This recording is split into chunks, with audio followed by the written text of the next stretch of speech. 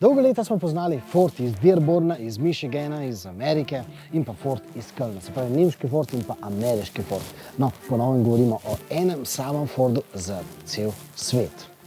V praksi to seveda pomeni, da so končno tudi Američani pogruntali, da je Focus izvrsten avtomobil in da je dovolj primeren tudi za ameriške široke ceste. Hkrati pa to pomeni tudi, da smo v Evropi končno pogruntali, da so tudi ameriški Fordi primerni tudi za Evropo, da to niso samo kavbojski avtomobili in da predvsem tudi tukaj v Evropi imamo zelo radi tiste kavbojske Forde, ki so še posebej popoprani.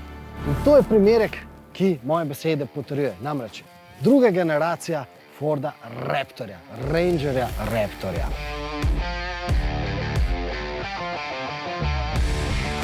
Da si Evropejci res želimo takšnih divjih ameriških Fordov, smo dokazali, ko smo ekspresno hitro pokupili 8000 Raptorjev prejšnje generacije, ki so bili namenjeni za Evropo. Ampak seveda Evropejci smo potem na naših zavitih cestah ugotovili, da si vendar želimo od Raptorja še malce več.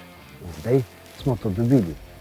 Namreč Raptor po novem ni več na voljo samo z dizelskim biturbo motorjem. Ta je seveda sicer še v ponudbi in verjetno bo tudi predstavljal kar velik delež prodanih Raptorjev, ampak tisto pravo se skriva tukaj zadaj.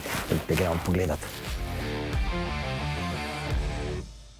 No, to je tisto, kar smo čakali. Bencinski motor, močan bencinski motor, 212 kW imamo tukaj, oziroma 288 konjičev in pa 491 Nm navora.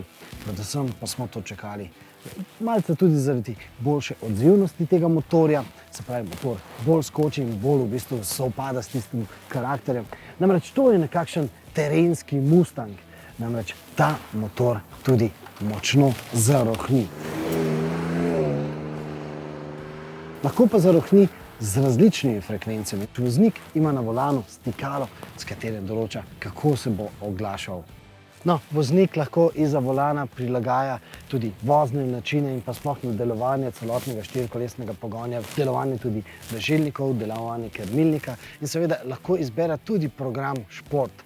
Ampak seveda ne delamo se v tvar. Ranger kot tak veliki terenski orjak nikoli ni primeren za takšen zeleni pekel, se pravi za Nürburgring, za divjanje po asfaltnem dirkališču. Je pa seveda tam notri bolj zanimiv program Baja. Seveda govorimo o mehiški pokrajini in seveda govorimo o visokohitrostni terenski vožnji, pri čemer pa potem glavno vlogo odigrajo Foxovi blažilniki. Ampak Raptor pa ni samo terenski Mustang, je tudi klasičen Ranger, se pravi izreden terenski avtomobil, ki recimo v tej generaciji lahko kar do 32 km/h vozi samodejno po terenu, se pravi po skalah. Takrat avtomobil zna samodejno dozirati, koliko plina in pa koliko zavore avtomobil potrebuje, da lahko varno in umirjeno vozi po terenu. Ampak mogoče še beseda o Rangerju. Ta pride v novi generaciji na slovenske ceste šele čez pol leta, bo pa prinesel tudi kar nekaj takih praktičnih priboljškov. Naprimer, novi Ranger bo tukaj ponujal stopnico, da lahko voznik gor stopi in doseže keson. Pa seveda tudi novi Ranger bo ponujal ta priboljšek, da keson odpiramo kar na elektriko. Pa še eno stvar vam pokažem. Tukaj so odprtine, ki jih lahko mojstri uporabijo, da lahko tukaj upnejo svoje cvinge oziroma mizarske spone, kot se reče. Ampak kot rečeno, najprej pride na slovenske ceste takšen divjak Raptor, čez pol leta pa tudi tiste bolj klasične izvedenke novega Forda Rangerja. Takrat se seveda temu terencu posvetimo še bolj detaljno.